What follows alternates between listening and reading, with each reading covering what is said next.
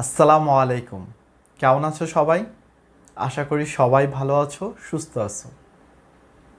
তো চলো আমরা আজকে আমাদের পড়ালেখাটা শুরু করি। আজকে আমরা কি পড়ব? আজকে আমরা আমাদের প্রথম পত্রের দ্বিতীয় অধ্যায়, যার নাম হচ্ছে ভ্যাক্টর। ভ্যাক্টর অধ্যায়টা আমরা আজকে শুরু করব।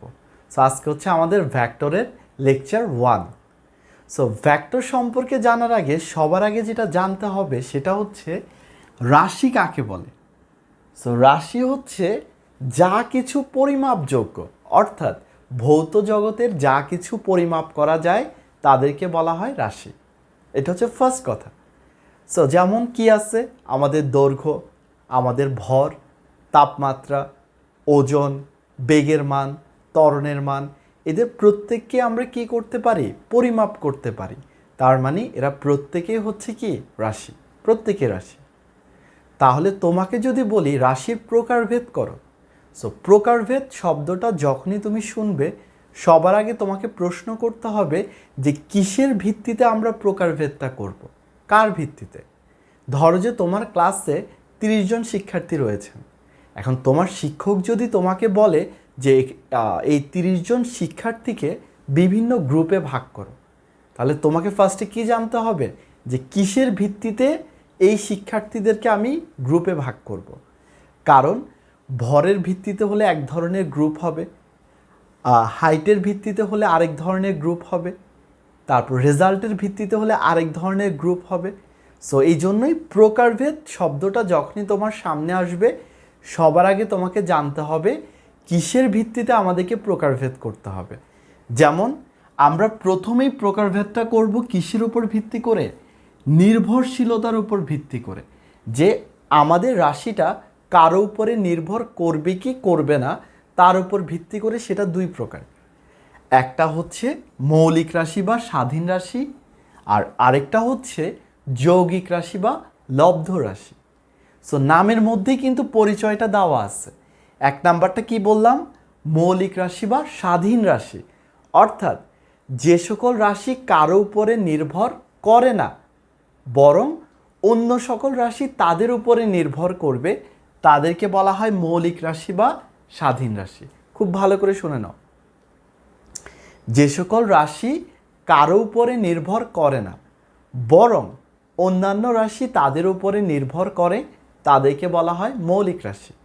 সো আমাদের মোটামুটি 1965 সালের আগ পর্যন্ত ধরা হতো যে মৌলিক রাশি 4টি, কিন্তু বর্তমানে ধরা হয় যে মৌলিক রাশি 7টি। এই 7টি মৌলিক রাশি কি কি? দৈর্ঘ্য, ভর, সময়, তাপমাত্রা, পদার্থের পরিমাণ, তড়িৎ প্রবাহ, দীপন তীব্রতা, এই 7টি। সো এমসিকিউর জন্য এই 7টা তোমাদেরকে কষ্ট করে মুখস্থ রাখতে হবে। তাহলে আমাকে একটু মাথা খাটিয়ে বলো তো, যৌগিক বা লব্ধ রাশি আমরা কাকে বলবো? সো যৌগিক বা লব্ধ রাশি হচ্ছে যে সকল রাশি একাধিক মৌলিক রাশির সমন্বয়ে গঠিত হয়, অর্থাৎ যে সকল রাশি মৌলিক রাশির উপরে কি করবে? নির্ভর করবে, তাদেরকে বলা হবে যৌগিক রাশি বা লব্ধ রাশি। যেমন কি কি আছে? ওজন, বল, বেগ। যেমন আমি যদি বেগের কথা বলি, বেগ কার কার উপর নির্ভর করে? একটা হচ্ছে সরণ বা যেটাকে আমরা বলি দৈর্ঘ্য, আরেকটা হচ্ছে সময়। সো আমাদের বেগটা দুইটা মৌলিক রাশির উপর নির্ভর করে, একটা হচ্ছে দৈর্ঘ্য, আরেকটা হচ্ছে কি সময়। সে কারণে বেগকে বলা যায় কি রাশি? লব্ধ রাশি। সো আশা করি এই পার্টটা সবার ক্লিয়ার হয়ে গেছে। সো তোমাদের জিনিসগুলো যাতে একটু মজা করে পড়তে পারো, একটু আনন্দ সহকারে পড়তে পারো, সেই প্রচেষ্টাই থাকবে আমার সর্বদা। সেজন্য আমি চেষ্টা করব যতটা পারা যায় প্র্যাকটিক্যাল উদাহরণ দেওয়ার মাধ্যমে জিনিসগুলো তোমাদেরকে বুঝিয়ে দিতে। সো এটা যদি তোমাদের ক্লিয়ার হয়ে যায় তাহলে আমরা এর পরের ধাপে চলে যাই। সো আমরা এরপরে কোন জিনিসটা দেখব সেটা হচ্ছে আমাদের প্রকাশের বৈশিষ্ট্যের উপর ভিত্তি করে 2 নাম্বার প্রকারভেদ, যেটা প্রকাশের বৈশিষ্ট্যের উপর ভিত্তি করে, প্রকাশের বৈশিষ্ট্যের উপর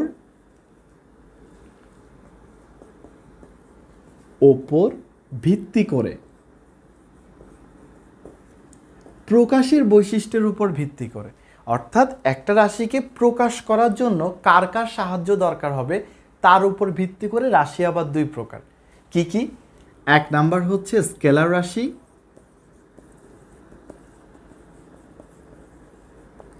আর 2 নাম্বার হচ্ছে আমাদের ভেক্টর রাশি।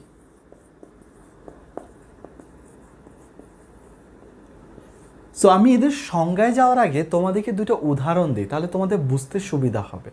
যেমন তোমাদেরকে যদি জিজ্ঞেস করা হয় যে এখন পরিবেশের তাপমাত্রা কত, সাপোজ ধরো বললাম যে 25°C। সো এরপর কিন্তু আমাকে আর কোনো দিক বা অন্য কোনো কিছু আর উল্লেখ করার দরকার হচ্ছে না, শুধু মান দিয়ে কি হয়ে গেল, 100 ভাগ এটা প্রকাশ হয়ে গেল। যেমন যদি বলা হয় তোমার উচ্চতা কত, হয়তো বলবা 5 feet 6 inch or 5 feet 7 inch। So আমার শুধু এতটুকু বললেই কিন্তু হচ্ছে, কেউ কিন্তু আর জিজ্ঞেস করবে না যে তোমার এই উচ্চতাটা কোন দিকে, ডান দিকে, বাম দিকে, কোন দিকে, সেটা কিন্তু কেউ জিজ্ঞেস করবে না। তো সেখানেই কিন্তু শেষ। সো এই যে আমি যাদের কথা বললাম, তাপমাত্রা, তারপর হচ্ছে সময়, তারপর হচ্ছে তোমার কি এই যে উচ্চতা বা দৈর্ঘ্য, এদেরকে শুধুমাত্র মান দিয়ে প্রকাশ করা যায়। সো যে সকল রাশিকে শুধুমাত্র মান দিয়ে সম্পূর্ণরূপে প্রকাশ করা যায় তাদেরকে বলা হয় স্কেলার রাশি। আবার শুনে নাও, যে সকল রাশিকে শুধুমাত্র মান দ্বারা শতভাগ বা শুধুমাত্র মান দ্বারা সম্পূর্ণরূপে প্রকাশ করা যায় তাদেরকে বলা হয় স্কেলার রাশি। তো আমি কি লিখব, শুধুমাত্র মান দ্বারা প্রকাশ করা যায়। যেমন কারা কারা, আমার ভর, তারপর সময়, তারপর তাপমাত্রা, তারপর পদার্থের পরিমাণ, তারপর তড়িৎ প্রবাহ, এগুলো সব হচ্ছে আমাদের কি স্কেলার রাশি। তাহলে বলো তো ভেক্টর রাশি আমরা কাকে বলবো? যেমন তুমি যদি একজনকে বলো যে আমি আজকে এত বেগে দৌড় দিয়েছিলাম, এটা তুমি কোনো একজনকে এসে বললা যে জানো আজকে সকালে আমি এত বেগে দৌড় দিয়েছিলাম, তো স্বাভাবিকভাবে সে তোমাকে কি জিজ্ঞেস করবে যে তুমি কোন দিকে দৌড় দিয়েছিলে। এটা কিন্তু স্বাভাবিক একটা কিউরিওসিটি থাকবে।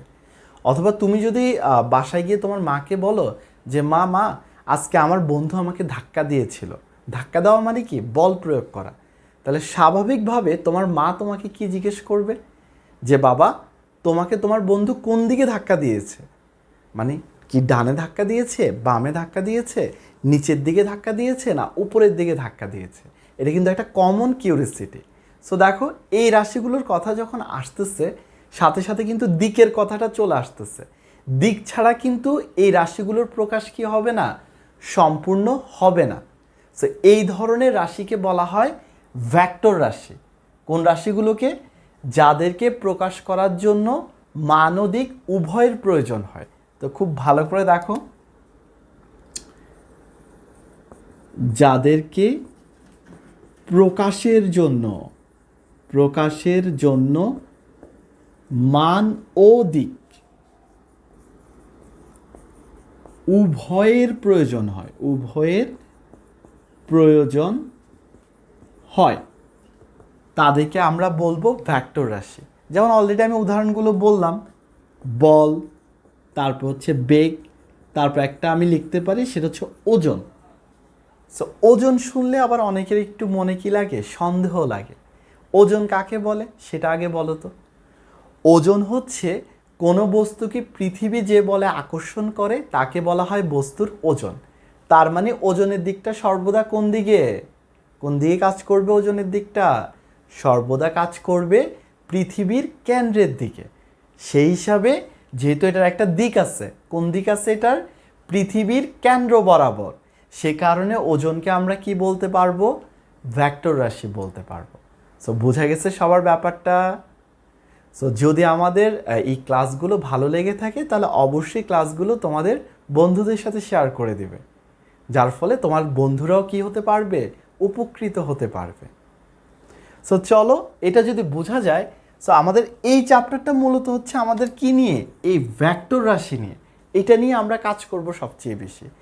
তার আগে একটা ব্যাপার, যেটা এখানে কিন্তু আরও অনেক উদাহরণ হয়। সো এতগুলো উদাহরণ আমরা কিভাবে মনে রাখবো?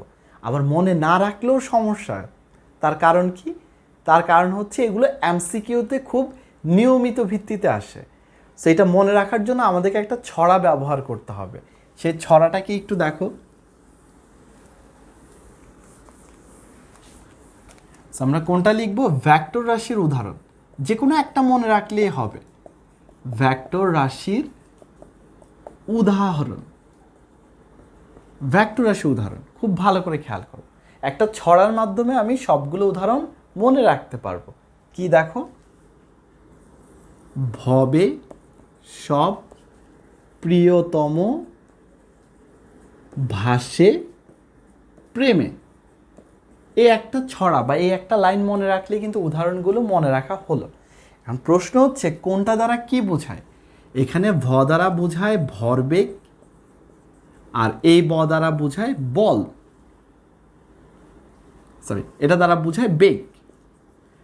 এটা হচ্ছে স্মরণ, এটা হচ্ছে বল, এটা হচ্ছে প্রাবল্য,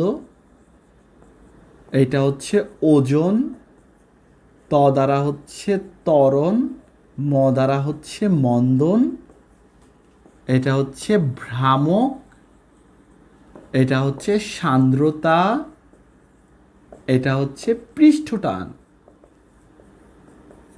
সো আমি জানি এখানে কিছু কিছু টার্ম তোমাদের জন্য একটু নতুন, সো টেনশনের কারণ নেই। আমরা যতই ফার্স্ট পার্টে আস্তে আস্তে সামনের দিকে অগ্রসর হব, ততই আমরা এই টার্মগুলো পড়ে ফেলবো।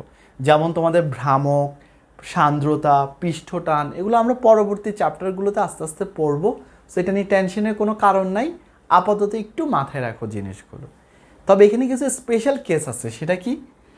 সকল ভ্রামক ভেক্টর রাশি, সকল ভ্রামক ভেক্টর রাশি, একমাত্র জড়তার ভ্রামক হচ্ছে স্কেলার রাশি।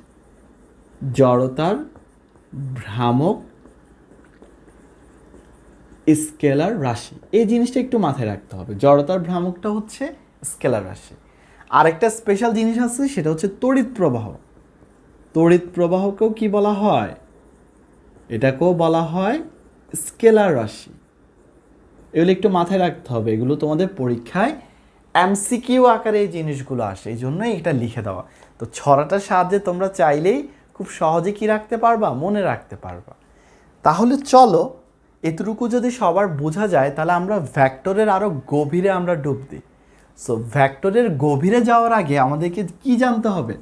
যে ভেক্টরগুলোকে আমরা প্রকাশ করব কিভাবে, একটা ভেক্টরকে প্রকাশ করার উপায়টা কি? সো একটু যদি খেয়াল করো,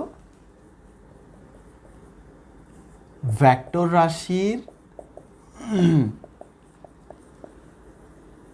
ভেক্টর রাশির প্রকাশ, যে একটা ভেক্টর রাশিকে আমরা কিভাবে প্রকাশ করতে পারি, সেটা প্রকাশ করার দুইটা রাস্তা আছে, দুইটা ওয়ে আছে। কি কি? এক নাম্বার হচ্ছে অক্ষরের সাহায্যে, অক্ষরের সাহায্যে, আর দুই নাম্বার হচ্ছে রেখার সাহায্যে। দুইটা পদ্ধতি, রেখার সাহায্যে। সো আমরা একটু আগেই বললাম যে আমাদের ভেক্টর রাশিতে দুইটা অংশ থাকে, একটা হচ্ছে মান আর আরেকটা হচ্ছে কি তার দিক। সো দুইটাকে কিন্তু আলাদা আলাদা করেই প্রকাশ করতে হবে। সো যখন আসবে অক্ষরের সাহায্যে, তখন খেয়াল করে একটু ভালো করে। সো আমরা যে কোনো একটা ইংলিশ অ্যালফাবেট এখানে ব্যবহার করতে পারি, কোনো সমস্যা নেই। এই অ্যালফাবেট বা অক্ষরটা কি প্রকাশ করবে? মান প্রকাশ করবে। আর ভেক্টরের দিক প্রকাশ করার জন্য তার মাথার উপরে একটি তীর চিহ্ন ব্যবহার করতে হবে। এখন কোনো কারণে যদি তোমার তীর চিহ্নটা পছন্দ না হয়, যে তীর চিহ্ন আমি ব্যবহার করব না, তাহলে বাদ দাও। তুমি যেটা করতে পারো, শুধু নর্মাল একটা দাগ দিতে পারো। আবার তোমার যদি মনে হয় না আমি উপরে দাগ দিব না, ওকে বাদ দাও, উপরে দাগ দিও না। তুমি চাইলে কি করতে পারো, তাহলে নিচে দাগ দেওয়ার মাধ্যমেও কি করতে পারো? প্রকাশ করতে পারো। তো খুব ভালো করে দেখো, এখানে অক্ষরটা প্রকাশ করবে কি ভেক্টরের মান, আর এই চিহ্নগুলো প্রকাশ করবে ভেক্টরের দিকটা। সো যদি কোনো কারণে তোমার শুধুমাত্র মান দরকার হয়, শুধুমাত্র মানের ক্ষেত্রে শুধু মান দরকার হচ্ছে, তখন তুমি কাকে লিখবা? শুধু এই যে অক্ষরটাকে লিখে দিলেই হবে। বা তুমি যদি চিহ্ন সহ লিখতে পারো, কোনো সমস্যা নাই, লিখতে চাইলে লিখতে পারো, তবে তার পাশে পরম মান দিতে হবে। এটা হচ্ছে পরম মান, পরম মান বা ইংলিশে যেটাকে বলা হয় মডুলাস, মডুলাস দিয়ে দিতে হবে তোমাকে। সো এই হচ্ছে অক্ষরের মাধ্যমে কিভাবে তুমি ভেক্টরকে প্রকাশ করতে পারো তার প্রক্রিয়া। সো এখন চলো রেখার মাধ্যমে আমরা কিভাবে প্রকাশ করতে পারি সেটা কিভাবে দেখব। সো যেহেতু রেখার কথা বলছে, তার মানে সবার আগে কি ড্র করতে হবে? একটি সরল রেখায় ড্র করতে হবে, একটি সরল রেখা, জাস্ট সাধারণ একটি সরল রেখা। যেখান থেকে শুরু করতেছো, যেখান থেকে তুমি স্টার্ট করবা তাকে বলা হবে পাদবিন্দু, আর যেখানে শেষ করবা তাকে বলা হবে শীর্ষবিন্দু। সো এই যে আমাদের রেখাটা ড্র করলাম, এটা দৈর্ঘ্যটাই হবে আমার ভেক্টরের মান। খুব ভালো করে খেয়াল করো, এই রেখার দৈর্ঘ্যটাই হবে আমার ভেক্টরের মান। তাহলে ভেক্টরের দিকটা আমরা কিভাবে প্রকাশ করব সেটা আমাদেরকে করতে হবে তীর চিহ্নের মাধ্যমে। একটা তীর চিহ্ন বসিয়ে দেব আমরা।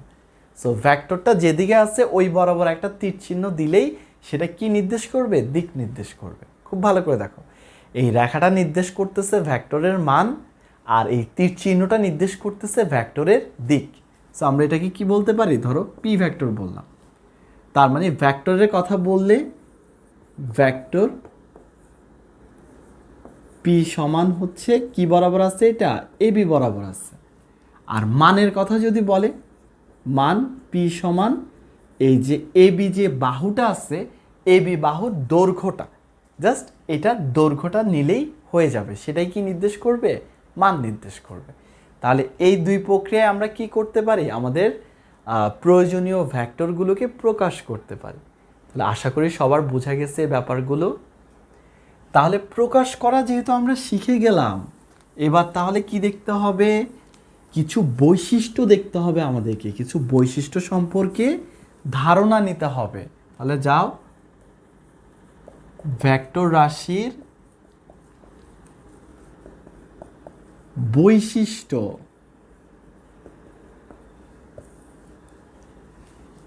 সো এটার ফার্স্ট কথা যেটা আসলে অন্যদের থেকে তাকে আলাদা করে, সেটা হচ্ছে তার দিকের উপর তার নির্ভরশীলতা। অর্থাৎ ভেক্টর রাশি সরাসরি কার উপর নির্ভর করে? দিকের উপরে নির্ভর করে। তুমি যদি দিকের পরিবর্তন আনো, তাহলে ভেক্টর রাশিরও কি আসবে? পরিবর্তন আসবে। এমনিতে মানের পরিবর্তন করলে তো হবেই, তার সাথে দিকের পরিবর্তন করলেও ভেক্টর রাশির কি আসে? পরিবর্তন আসে অবশ্যই।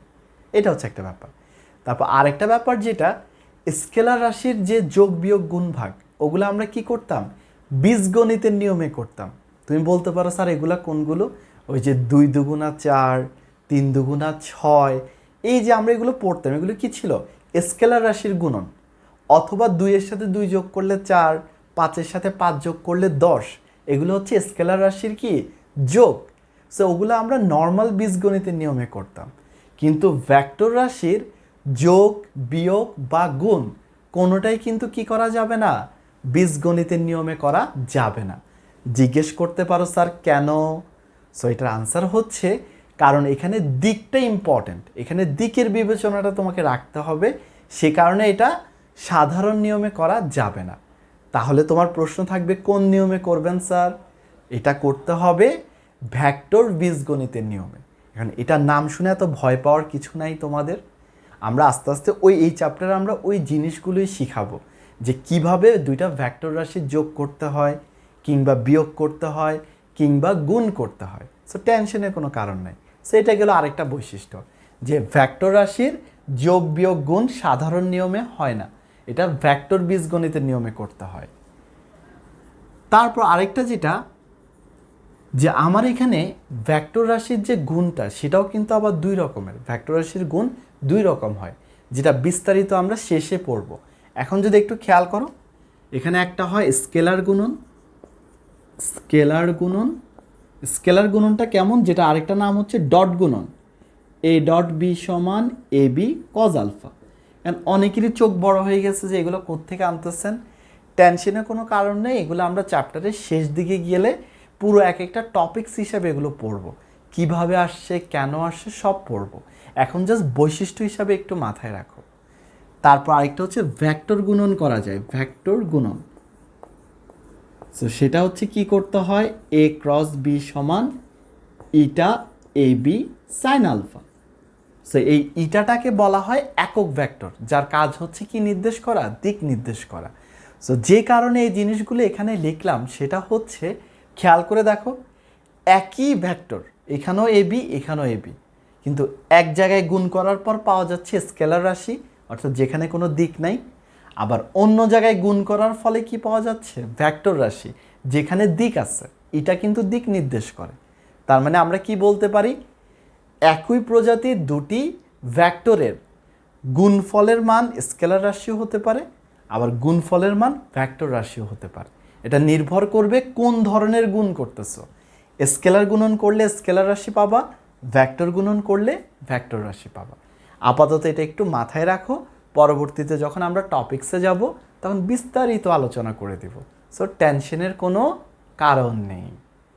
তাহলে চলো এবার আমরা আস্তে আস্তে আরেকটু ভিতরে ঢুকি, আরেকটু গভীরে যদি আমরা যাই, তাহলে সেই ক্ষেত্রে যেমন মানুষের মধ্যে আমরা কি জানি, অনেক ধরনের অনেক প্রজাতি আছে। রাগী মানুষ, হাসি খুশি মানুষ, তারপর হচ্ছে কি মিতব্যয়ী, তারপর কিপটা। তো সেমভাবে ভ্যাক্টরের মধ্যেও কি থাকবে, অনেকগুলো প্রকারভেদ থাকবে না, অনেক প্রকার ভ্যাক্টর থাকতে পারে। সো সেটা যদি আমরা একটু ভালো করে দেখি, সো এটা হচ্ছে কতিপয় ভ্যাক্টর। কতিপয় ভ্যাক্টর মানে বিভিন্ন ধরনের ভ্যাক্টর রাশি। সো এখানে প্রায় 14-15টি সংজ্ঞা রয়েছে। সো তুমি যদি সাধারণভাবে পড়তে যাও, এটা পড়তে পড়তে মাথার অবস্থা 12টা বেজে যাবে, মাঝখান দিয়ে অনেকগুলো সময় নষ্ট, এনার্জি লস। সো তার থেকে আমাদেরকে একটু টেকনিক্যালি শিখতে হবে, একটু মজা করে করে পড়তে হবে, একটু কিওয়ার্ড ধরে ধরে পড়তে হবে। আমি তোমাদেরকে দেখাচ্ছি কিভাবে 15 থেকে 20 মিনিটের মধ্যেই এই সবগুলো সংজ্ঞা শেষ করতে হবে, এবং সেটা তোমার ইনশাল্লাহ আজীবন মনে থাকবে যদি আমি যেভাবে দেখাচ্ছি সেভাবে শিখতে পারো। সো আমি এটাকে জোড়া জোড়া আকারে শিখাবো। যেমন ফার্স্ট জোড়াটা যদি আমি আনি, সেটা হচ্ছে স্বাধীন ভেক্টর, আর আরেকটা হচ্ছে 2 নাম্বার সীমাবদ্ধ ভেক্টর। স্বাধীন ভেক্টর আর হচ্ছে সীমাবদ্ধ ভেক্টর। খুব ভালো করে খেয়াল করো, তোমাকে খুব বেশি কিছু বুঝতে হবে না, জাস্ট বাংলাটা একটু ক্লিয়ারলি বুঝো। স্বাধীন মানে কি, যে মুক্ত, যে ইচ্ছাধীন, আমার ইচ্ছাধীন, আমি ইচ্ছার মতো করতে পারি।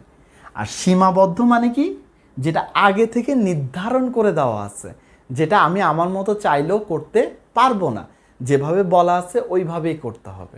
তাহলে স্বাভাবিক একটা প্রশ্ন আসবে যে কোন জিনিসটা এখানে আমার ইচ্ছা অনুযায়ী আমি নিতে পারবো, আর কোনটা এখানে আমার ইচ্ছা অনুযায়ী আমি নিতে পারবো না।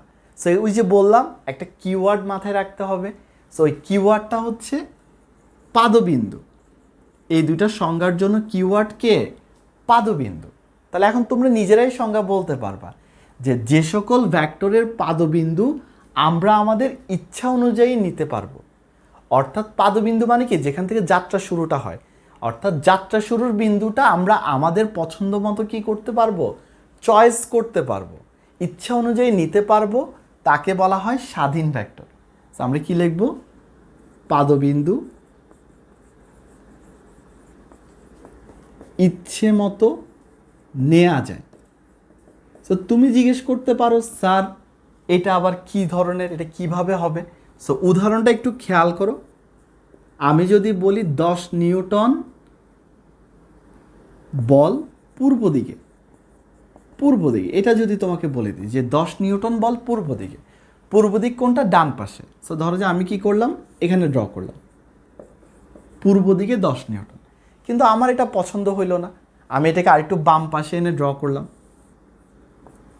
তাও কিন্তু কোনো সমস্যা নেই। অথবা আমি আরেকটু নিচে এনে ড্র করলাম, তাও কিন্তু কোনো সমস্যা নেই, কোনো সমস্যা নেই তাও। সো এখানে দেখা যাচ্ছে আমরা শুরুর বিন্দুটা, যাত্রা শুরুর বিন্দুটা আমাদের ইচ্ছা অনুযায়ী নিতে পাচ্ছি, সে কারণে এই ভেক্টরকে কি বলা যায়, স্বাধীন ভেক্টর বলা যায়। তাহলে একটু মাথা খাটিয়ে আমাকে বলো তো, একটু মাথাটা খাটাও যে সীমাবদ্ধ ভেক্টর আমরা কাকে বলবো। আশা করি তোমরা অনেকেই আনসারটা কি বলে, সঠিক আনসারটা চিন্তা করে ফেলেছো। সেটা হচ্ছে যার পাদবিন্দুটা আমরা আমাদের ইচ্ছা অনুযায়ী নিতে পারবো না, যেটা পূর্ব নির্ধারিত, আগে থেকে নির্ধারণ করা থাকবে, যাদের পাদবিন্দু পূর্ব নির্ধারিত, পূর্ব নির্ধারিত। তাদেরকে বলা হবে কি ভেক্টর? সীমাবদ্ধ ভেক্টর। যেমন এটা সবচেয়ে বড় উদাহরণটা হচ্ছে অবস্থান ভেক্টর। এটা আবার আরেক প্রকার ভেক্টর, এটার সংজ্ঞাটাও আমরা একটু পরে শিখব ফর্মালি। তারপর আমি বলে দিচ্ছি অবস্থান ভেক্টর কি। সেটা হচ্ছে মূল বিন্দুর সাপেক্ষে যে ভেক্টর দিয়ে কারো অবস্থান নির্দেশ করা হয়। মূল বিন্দুর সাপেক্ষে যে ভেক্টরের সাহায্যে কারো অবস্থান নির্দেশ করা হয় তাকে বলা হয় অবস্থান ভেক্টর। তার মানে সংজ্ঞাটা খেয়াল করো, এটা সর্বদা কোত্থেকে শুরু করতে বলা হচ্ছে? মূল বিন্দু থেকে শুরু করতে বলা হচ্ছে। তার মানে এখানে কি ফিক্সড? পাদবিন্দুটা ফিক্সড। সো তার মানে অবস্থান ভেক্টরটা তুমি যেদিকে যাও সেটা বিন্দু অনুযায়ী নির্ধারিত হবে, কিন্তু শুরু করতে হবে সর্বদা কোত্থেকে? মূল বিন্দু থেকে শুরু করতে হবে। সব সময় শুরুটা হবে মূল বিন্দু থেকে, জিরো বিন্দু থেকে। সো তার মানে এটার পাদবিন্দুটা সর্বদা কি থাকবে? একটা নির্দিষ্ট জায়গায় আবদ্ধ থাকবে বা পূর্ব নির্ধারিত। সো সেই কারণে অবস্থান ভেক্টরটাকে কি বলা যায়? সীমাবদ্ধ ভেক্টর বলা যায়। তাহলে বলো, জিনিসগুলো অনেক সহজ নয়? অনেক সহজ যদি একটু বুঝে শুনে পড়তে পারো। সো আশা করি তোমাদের জন্য এই জিনিসগুলো যথেষ্ট হেল্পফুল হচ্ছে। সো চলো তাহলে এটা যদি ভালো করে বোঝা যায় তাহলে এর পরের যে যুগল রয়েছে, পরের যুগলকে আমরা সামনে নিয়ে আসি।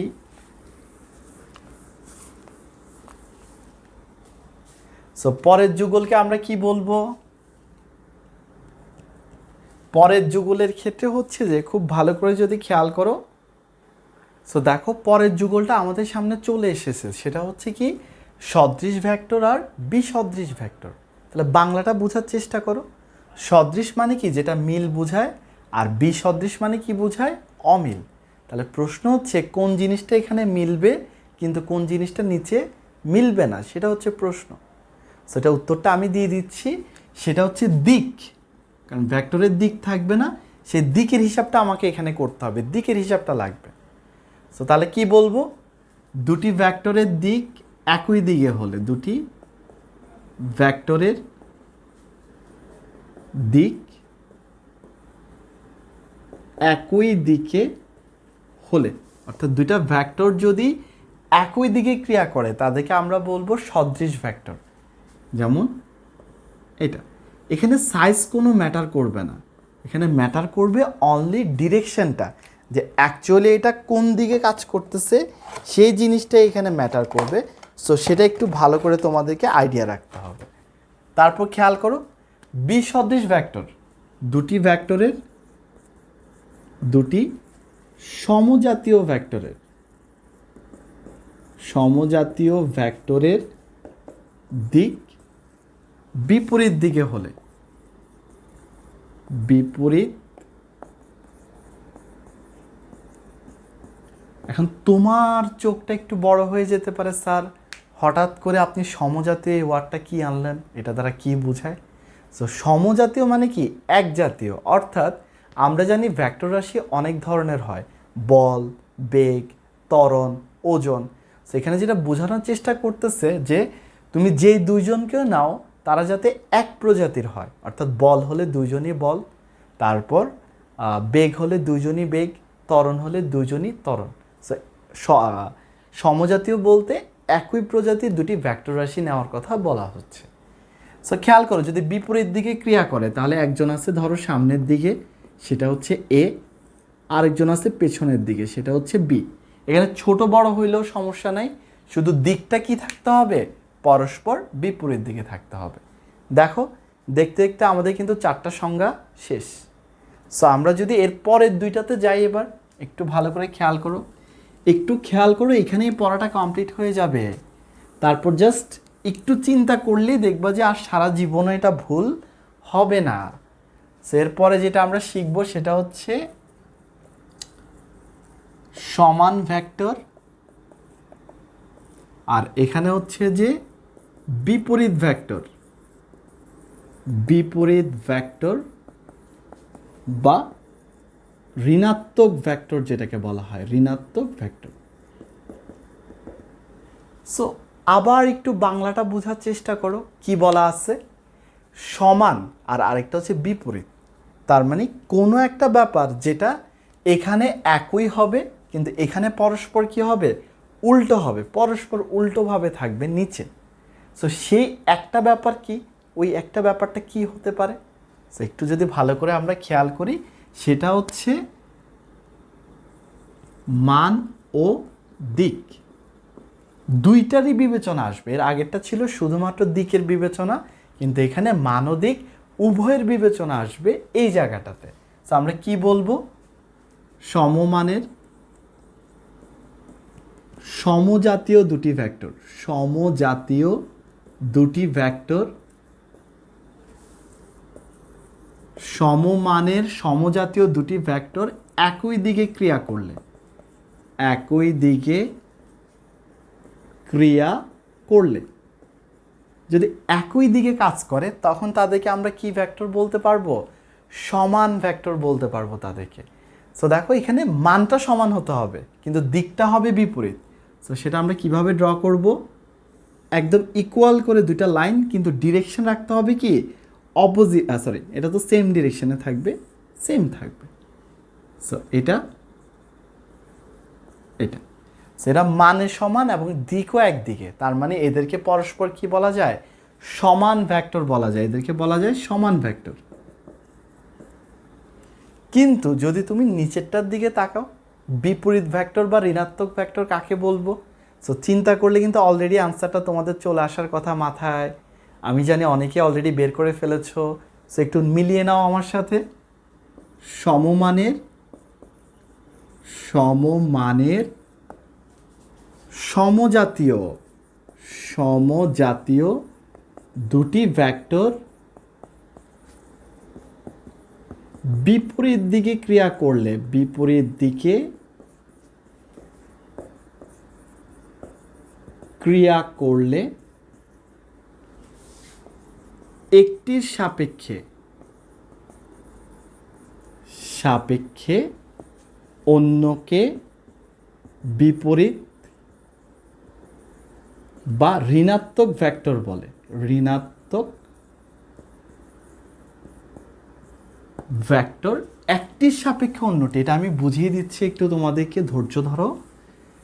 সো একটির সাপেক্ষে অন্যটিকে ঋণাত্মক ভেক্টর বলে। সো ব্যাপারটা কি, যে ওয়ার্ডটা এই জায়গাতে অনেকের একটু কনফিউশন লাগবে যে একজনের সাপেক্ষে আরেকজন, এই কথাটার মিনিংটা কি, অর্থটা কি কথা। সো একটু যদি ভালো করে তাকাও, এটা একটা ড্র করলাম, নিচে একটা ড্র করলাম। ধরো যে আমি যদি উপরেরটাকে বলি এটা হচ্ছে প্লাসে, এমনভাবে ড্র করছি যাতে সমান হয়, তখন নিচেরটাকে আমাকে বলতে হবে মাইনাসে, অর্থাৎ উপরেরটার সাপেক্ষে নিচেরটা হবে ঋণাত্মক ভেক্টর বা বিপরীত ভেক্টর। কিন্তু আমি যদি আবার নিচেরটাকে যদি প্লাস দিতে চাই, তাহলে উপরেরটাকে দিতে হবে মাইনাসে, তখন নিচেরটার সাপেক্ষে উপরেরটা হবে কি বিপরীত ভেক্টর বা ঋণাত্মক ভেক্টর হবে। খুব ভালো করে খেয়াল করো, ওইটাই বলা আছে, যেখানে কোনো ফিক্স কিছু নাই যে ডান দিকেরটাকে প্লাস রাখবা বাম দিকেরটাকে মাইনাস ধরবা, এমন কোনো ব্যাপার নাই। ব্যাপারটা হচ্ছে দুইজনের মধ্যে যদি দুইজনের মান সমান হয় এবং তাদের দিকটা যদি বিপরীত দিকে থাকে, তাহলে একজনকে পজিটিভ ধরলে তার সাপেক্ষে আরেকজন কি হবে, নেগেটিভ হবে। এটাই হচ্ছে এখানকার মেইন কথা। দেখে নাও। সো আশা করি এটাও তোমাদের শেষ। লাস্ট সংখ্যাটা কিন্তু তোমাদের মেইন পরীক্ষায় আসে, মাঝে মধ্যে 1 নম্বরের জন্য লিখতে দেয়, একটু ভালো করে পড়ে ফেলতে হবে, তাহলে তোমাদের জন্য সুবিধাজনক হবে জিনিসটা। তারপর দেখো এর পরে যদি আমরা যাই, যেমন সমরেখ ভেক্টর, সমরেখ ভেক্টর। সো এটাও কিন্তু নামের মধ্যে পরিচয় দেওয়া আছে, সমরেখ, অর্থাৎ যদি একাধিক ভেক্টর একই সরল রেখা বরাবর ক্রিয়া করে বা পরস্পর যদি সমান্তরাল থাকে, যে কোনো একটা হইলেই হবে। ভেক্টরগুলো যদি একই সরল রেখা বরাবর ক্রিয়া করে, যেমন পি কিউ, অথবা তারা যদি পরস্পর সমান্তরাল হয়, একটা রেখা বরাবর থাকে বা সমান্তরাল হয়, তখন তাকে বলা হয় সমরেখ ভেক্টর। আর আরেকটা হচ্ছে এখান থেকে সমতলীয় ভেক্টর, সমতলীয় ভেক্টর। সো সমতলীয় ভেক্টর আমরা কাকে বলবো, খুব ভালো করে খেয়াল করো। যেমন আমার হোয়াইট বোর্ডটা হচ্ছে একটা তল, সো এই তলের উপর তুমি যতগুলো ভেক্টর যেভাবে খুশি আঁকো তাদেরকে বলা হবে মূলত কি ভেক্টর? সমতলীয় ভেক্টর। অর্থাৎ দেখো এটা আঁকলাম, এটা আঁকলাম, এটা আঁকলাম, এটা আঁকলাম, এরা কিন্তু সবাই কোথায় আছে? বোর্ডের উপরে আছে, তার বাইরে কিন্তু তারা যায়নি। সে কারণে এদের সকলকে কি বলা হবে? ইভেন উপরেরগুলো সহ সবাইকে বলা যায় সমতলীয় ভেক্টর, কারণ এরা এই হোয়াইট বোর্ডের তলের উপরে কি করে? অবস্থান করে। সো এগুলো একটু আইডিয়া রাখতে হয়, আইডিয়া রাখলে হয়ে যাচ্ছে। তারপর খেয়াল করো, এরপরে যদি আমরা যাই, এরপরে আমরা কি দেখতে পারি? খুবই ইম্পর্টেন্ট যেগুলো, সেটা হচ্ছে আমাদের সঠিক ভেক্টর,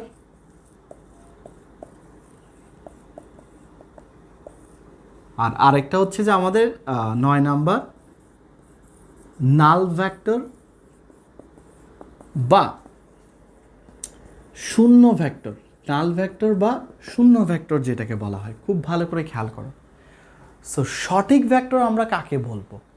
যে ভেক্টরের মান অশূন্য, অর্থাৎ জিরো ছাড়া অন্য কিছু, তাকে বলা হয় সঠিক ভেক্টর। সো আমরা কি বলবো? যার মান অশূন্য তাকে বলা হয় সঠিক ভেক্টর, বা সঠিক ভেক্টর বলা হয় তাকে। সো যেমন যে কোনো কিছু হতে পারে, ধরো যে আমাদের এ ভেক্টরের মান কত? 7i। আই দ্বারা, এটার পরিচয়টা আমরা একটু পর দিব, এটা দ্বারা বোঝায় এক্স অক্ষ, অর্থাৎ 7 মানের একটা ভেক্টর এক্স অক্ষ বরাবর ক্রিয়াশীল, সেটা বোঝাচ্ছে। সো এটা হচ্ছে আমাদের সঠিক ভেক্টর। তাহলে আমাকে বলো তো নিচেরটার সংজ্ঞা কী হবে নাল ভেক্টর বা শূন্য ভেক্টরের? অর্থাৎ যে ভেক্টরের মান কি? জিরো, যে ভেক্টরের মান শূন্য, তাকে বলা হয় নাল ভেক্টর বা শূন্য ভেক্টর। যে ভেক্টরের মান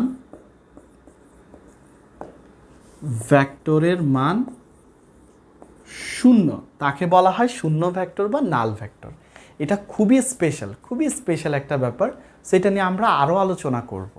তো দেখো, ফার্স্টে আমাকে দেখতে হবে এটাকে প্রকাশ করি আমরা কিভাবে। এটার প্রকাশটা হচ্ছে শূন্য লিখে তার উপর কি দেওয়া হয়? একটা তীর চিহ্ন দেওয়া হয়। এটা হচ্ছে আমাদের শূন্য ভেক্টর বা নাল ভেক্টর প্রকাশের উপায়টা। সো এটার কিছু বৈশিষ্ট্য আছে, বৈশিষ্ট্যগুলো কি একটু খেয়াল করো যদি। শূন্য ভেক্টরের বৈশিষ্ট্য, সেটা হচ্ছে সকল ভেক্টরের মধ্যে এটাই হচ্ছে একমাত্র ভেক্টর, এটাই একমাত্র ভেক্টর যার কোনো নির্দিষ্ট দিক নেই। খুব ভালো করে শুনে নাও, আমি জানি অনেকে অবাক হয়ে গিয়েছো, অবাক হওয়ারই মতো ব্যাপার। এটাই একমাত্র ভেক্টর যার কোনো নির্দিষ্ট দিক নেই, কোনো নির্দিষ্ট দিক নেই, এটার কোনো নির্দিষ্ট দিক নেই। আর 2 নম্বর বৈশিষ্ট্য, এর পাদবিন্দু এবং শীর্ষবিন্দু, পাদবিন্দু এবং শীর্ষবিন্দু একই। তার পাদবিন্দু যা, তার শীর্ষবিন্দুটাও কি সেম টু সেম, এদের মধ্যে কোনো পার্থক্য নাই। পাদবিন্দু আর শীর্ষবিন্দুর মধ্যে কোনো প্রকার কোনো পার্থক্য নাই। এটাই হচ্ছে এখানকার মেইন কথা।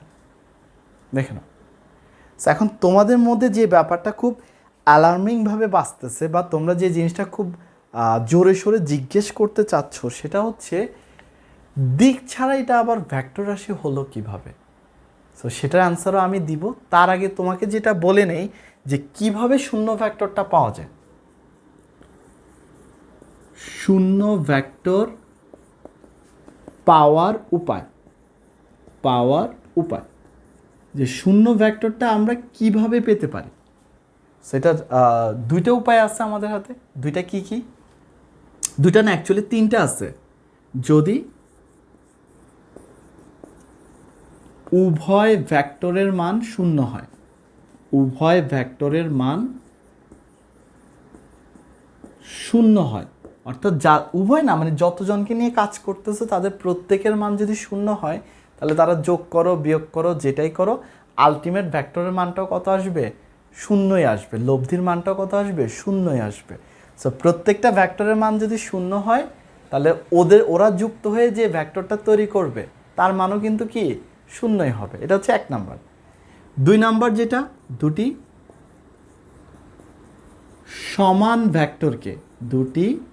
সমান ভেক্টরকে বিয়োগ করলে কারণ যেহেতু তারা সমান, তার মানে আমরা জানি 7 থেকে 7 বিয়োগ করলে কি হয়, 0 হয়ে যায়। ব্যাপারটা ওরকম, দুটি সমান ভেক্টরকে বিয়োগ করলেও কি পাওয়া যাবে, শূন্য ভেক্টর পাওয়া যাবে। তারপর যদি আমরা দেখি 3 নাম্বার, দুটি বিপরীত ভেক্টরকে যোগ করলে, অপোজিট দুইটা জিনিসকে, যেমন 7-এর সাথে যদি -7 যোগ করো তাহলে কত আসে, 0 না? বিপরীত 7-এর সাথে -7, সো বিপরীত দুইজনকে যদি তুমি যোগ করো তাহলে সেই ক্ষেত্রে তোমার কি ভেক্টর চলে আসবে, শূন্য ভেক্টর চলে আসবে।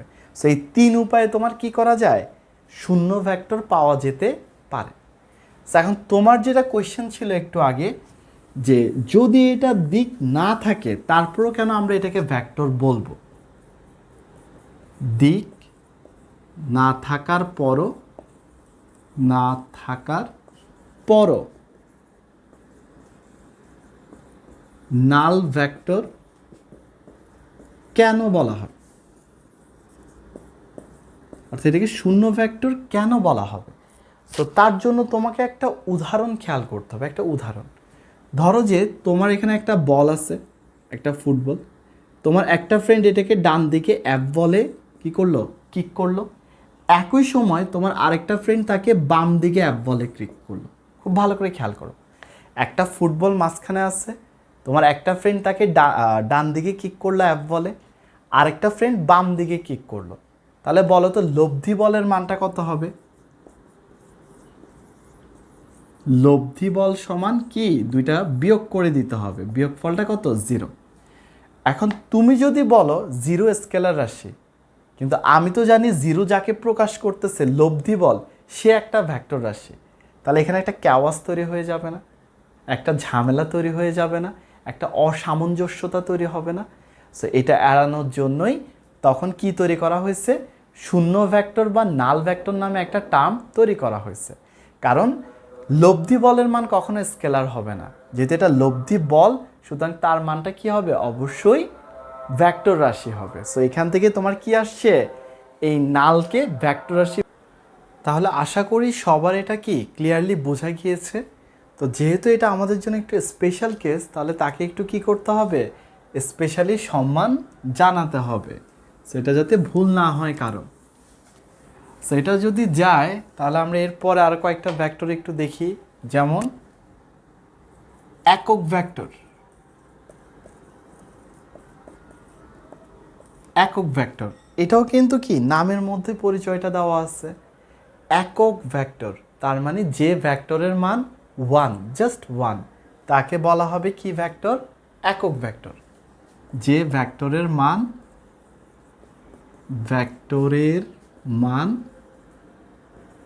একক, তাকে বলা হয় একক ভেক্টর। সো তুমি নিজেই বলো যে কিভাবে আমরা রিয়েল লাইফে 1 পেতে পারি। যে কোনো সংখ্যাকে যদি তার মান দ্বারাই আমরা ভাগ করি, যে কোনো সংখ্যাকে তার দ্বারাই যদি আমরা ভাগ দেই, তাহলে কি চলে আসে, 1 চলে আসে। তাহলে এখানেও সেম করতে হবে, যে একক ভেক্টর যে কোনো ভেক্টরকে তার মান দ্বারা ভাগ দিলে একক ভেক্টর পাওয়া যায়, একক ভেক্টর পাওয়া যায়। যে কোনো ভেক্টরকে তার মান দ্বারা ভাগ দিলেই হবে। সো এটার প্রকাশটা আমরা কিভাবে করব, এটার প্রকাশটা হচ্ছে ছোট হাতের অক্ষরে, তোমার ইংরেজি ছোট হাতের অক্ষর লিখতে হয়, আর তার উপর একটা টুপি পরিয়ে দিতে হয়, ছোট হাতের অক্ষর তার উপর একটা টুপি, এটা দ্বারা একক ভেক্টর প্রকাশ করে। যেমন খেয়াল করো, আমরা যদি বলি এ ভেক্টরের মান সমান হচ্ছে এ ভেক্টরের মান হচ্ছে এ, সুতরাং এটার একক ভেক্টরটা কি হবে, একক ভেক্টর হবে এই এ ভেক্টরকে তার মান দিয়ে ভাগ দিয়ে দিতে হবে। এ ভেক্টরটাকে তার মান দিয়ে ভাগ দিলে কি পাওয়া যাবে, একক ভেক্টর পাওয়া যাবে। এখন একটা জিনিস খেয়াল করো, তোমার মনে একটা প্রশ্ন আসতে পারে যে স্যার এটার মান যেহেতু 1, তাহলে এটার ব্যবহারটা কি? ওয়ান তো কারো পাশে বসলেও যা, না বসলেও তা, সেটা ব্যবহারটা কি সেটা একটু মাথায় রাখতে হবে। সেটা হচ্ছে কি, একক ভেক্টরের সাহায্যে, একক ভেক্টরের সাহায্যে দিক নির্দেশ করা হয়। একটু ভালো করে দেখো, দিক নির্দেশ করা হয়। একক ভেক্টরের সাহায্যে আমরা কি করতে পারবো, দিক নির্দেশ করতে পারবো, এটাই হচ্ছে তার কাজ। সো দেখো ভালো করে বোঝা গেছে কিনা, সবার জিনিসটা 100% ক্লিয়ারলি বোঝা গেছে কিনা। সো একক কিছু স্পেশাল টাইপের একক ভেক্টর আছে, স্পেশাল, খুবই স্পেশাল তারা, কারণ তাদের ব্যবহারটা অনেক অনেক বেশি, অনেক বেশি ব্যবহার হবে তাদের। সো এদেরকে বলা হয় আয়ত একক ভেক্টর, আয়ত একক ভেক্টর এদের নাম। সো আয়ত একক ভেক্টর কারা, একটু খেয়াল করো, আমাদের ত্রিমাত্রিক স্থানাঙ্ক ব্যবস্থায় আমরা জানি তিনটা অক্ষ থাকে, একটা হচ্ছে এক্স অক্ষ, একটা হচ্ছে ওয়াই অক্ষ, আরেকটা কি জেড অক্ষ। সো এটা হচ্ছে ধরো যে এক্স, এটা হচ্ছে আমাদের ওয়াই, আর এটা হচ্ছে আমাদের জেড, তিনটা অক্ষ আছে। এখন তোমাকে যদি এরকম লিখতে হয় যে 7 মানের ভেক্টর, মানের ভেক্টর এক্স অক্ষ বরাবর, এক্স অক্ষ বরাবর, সো বলো তো এটা লেখাটা কি তোমার জন্য খুব বেশি সুবিধাজনক হবে? স্পেশালি তোমাকে যখন একটা বড় ইকুয়েশন তৈরি করতে হবে, অনেক বড়, তখন এরকম বড় বড় লাইন লেখা কি তোমার জন্য সুবিধাজনক হবে? কখনোই কিন্তু হবে না সেটা সুবিধাজনক। যেমন আমি যদি এরকম লিখতে হয় আমাকে 8 মানের ভেক্টর ওয়াই অক্ষ বরাবর, সে এত বড় লাইন লেখা তো আমার জন্য বিশাল ঝামেলার কাজ। যেমন এটা যদি লিখতে হয় 10 মানের ভেক্টর জেড অক্ষ বরাবর, সো বিশাল ঝামেলা, এতগুলো লিখবে কে? সো সে কারণে বিজ্ঞানীরা চিন্তা করলো আমরা এই স্পেশাল দিকগুলো, স্পেশাল কোনগুলো, এক্স অক্ষ, ওয়াই অক্ষ আর জেড অক্ষ, যেহেতু এদের ব্যবহার বেশি, এদেরকে স্পেশাল চিহ্ন দিয়ে আমরা প্রকাশ করব, স্পেশাল চিহ্ন। সো স্পেশাল চিহ্নগুলো কি কি, এক্স অক্ষকে প্রকাশ করার জন্য আমরা ব্যবহার করব আই, ওয়াই অক্ষকে প্রকাশ করার জন্য আমরা ব্যবহার করব জে, আর জেড অক্ষকে প্রকাশ করার জন্য আমরা ব্যবহার করব কে। সো দেখো আমি লিখে দিচ্ছি, আই সমান এক্স অক্ষ, জে সমান ওয়াই অক্ষ, আর কে সমান হচ্ছে জেড অক্ষ। সো তিনটা অক্ষ ফিক্সড আমাদের, তিনটা অক্ষ। তার মানে এত কষ্ট করে এত লম্বা লাইনটা না লিখে আমরা কি বলে দিতে পারি সরাসরি, যে 7 মানের ভেক্টর এক্স অক্ষ বরাবর, যাকে লেখা যায় 7i, এই পুরো লাইনটা যা প্রকাশ করে এই ছোট্ট দুইটা জিনিসও তাই প্রকাশ করে, একই জিনিস। 8 মানের ভেক্টর ওয়াই অক্ষ বরাবর, এটাকে চাইলে আমরা কি লিখে দিতে পারি, 8j, সেম জিনিস। 10 মানের ভেক্টর জেড অক্ষ বরাবর, চাইলে আমরা এটাকে কি লিখে দিতে পারি, 10k, সরাসরি লিখে দিতে পারে, অন্য কোনো দিকে তাকানোর দরকার হবে না, অন্য কোনো দিকে তাকানোর দরকার নেই। সো দেখো আমাদের কাজগুলো অনেক বেশি সহজ হয়ে গেছে না? সো এই তিনজনকে মিলিতভাবে, আই জে কে, এই তিনজনকে মিলিতভাবে বলা হয় আয়ত একক ভেক্টর। তিনজনের যে মিলিত রূপ তার নামটা হচ্ছে আয়ত একক ভেক্টর। সো আশা করি ক্লিয়ার সবার। প্রশ্ন থাকলে অবশ্যই আমাকে ইনবক্সে নক করিও, কোনো সমস্যা নাই। তোমাদের যে কোনো প্রশ্নের অ্যান্সার দিতে আমি সর্বদা প্রস্তুত আছি, কোনো সমস্যা নেই, নিঃসংকোচে আমাকে জিজ্ঞেস করতে পারো। তারপর যেটা আমাদের লাগবে সেটা হচ্ছে আমাদের একটু আগে যেটা আমরা অলরেডি দেখে আসছি, সেটাকে বলা হয় অবস্থান ভেক্টর। অবস্থান ভেক্টর, সেটার সঙ্গে কিন্তু অলরেডি আমি বলে দিয়েছি তোমাদেরকে যে অবস্থান ভেক্টরটা কি। সেটা হচ্ছে প্রসঙ্গ কাঠামোর মূল বিন্দুর সাপেক্ষে, প্রসঙ্গ কাঠামোর মূল বিন্দুর সাপেক্ষে যে ভেক্টরের সাহায্যে কোনো বিন্দু বা বস্তুর অবস্থান নির্দেশ করা হয়, বস্তুর অবস্থান নির্দেশ করা হয়, অবস্থান নির্দেশ করা হয়, তাকে আমরা বলবো অবস্থান ভেক্টর। যেমন খেয়াল করো, তোমাকে বললাম যে এই পি বিন্দুর অবস্থানটা নির্দেশ করো কার সাপেক্ষে, এই যে আমাদের মূল বিন্দু যেটা আছে তার সাপেক্ষে নির্দেশ করো। তাহলে আমাদের অবস্থান ভেক্টরটা হবে এই যে এটা ওপি। সো পি বিন্দুর অবস্থান ভেক্টর, পি বিন্দুর অবস্থান ভেক্টর সমান সরাসরি কি লেখা যায়, ওপি। পি বিন্দুর অবস্থান ভেক্টর সমান সরাসরি আমরা কি লিখে দিতে পারবো, ওপি লিখে দিতে পারবো, সরাসরি আমাদের কাজটা শেষ। পি বিন্দুর অবস্থান ভেক্টর সমান সরাসরি ওপি, এই হচ্ছে আমাদের অবস্থান ভেক্টরটা। সো লাস্ট যে সংজ্ঞাটা সেটাই আমরা আসি আজকে, সেটা হচ্ছে বিপ্রতীপ ভেক্টর কাকে বলবো আমরা, বিপ্রতীপ ভেক্টরটা আমরা কাকে বলবো। হ্যাঁ, তার আগে যেটা মাথায় রাখতে হবে, অবস্থান ভেক্টরের কিন্তু আরেকটা নাম আছে, সেই নামটা হচ্ছে ব্যাসার্ধ ভেক্টর। অবস্থান ভেক্টরের আরেকটা নাম কি, ব্যাসার্ধ ভেক্টর, এটা একটু মাথায় রাখতে হবে। তারপর ফাইনালি যেটা আমাদেরকে জানতে হবে সেটা হচ্ছে বিপ্রতীপ ভেক্টর। বিপ্রতীপ ভেক্টর আমরা কাকে বলবো। সো আমাকে বলো বিপ্রতীপ কথাটার অর্থ কি, পরস্পর বিপরীত, পরস্পর উল্টো, সেটা হচ্ছে বিপ্রতীপ। সো আমরা কিভাবে লিখব, সমজাতীয় দুটি ভেক্টর, দুটি সমান্তরাল ভেক্টরের, মানে যারা একই রেখা বরাবর বা কি সমান্তরালভাবে ক্রিয়া করে, দুটি সমান্তরাল ভেক্টরের মান উল্টো হলে, ভালো করে খেয়াল করো, সমজাতীয় দুটি সমান্তরাল ভেক্টরের মান যদি উল্টো হয়, একজন আরেকজনের সাপেক্ষে যদি কি হয়, উল্টো হলে তাদেরকে বিপ্রতীপ ভেক্টর বলে। বিপ্রতীপ ভেক্টর বলে। যেমন খেয়াল করো, এ সমান যদি 7i হয়, বি সমান হচ্ছে যে কত 1/7i। দুইজনই কিন্তু এক্স অক্ষ বরাবর আছে, আই দ্বারা কি বোঝায়, দুইজনই আছে এক্স অক্ষ বরাবর, কিন্তু একজনের মান হচ্ছে 7, কিন্তু আরেকজনের মান কত 1/7।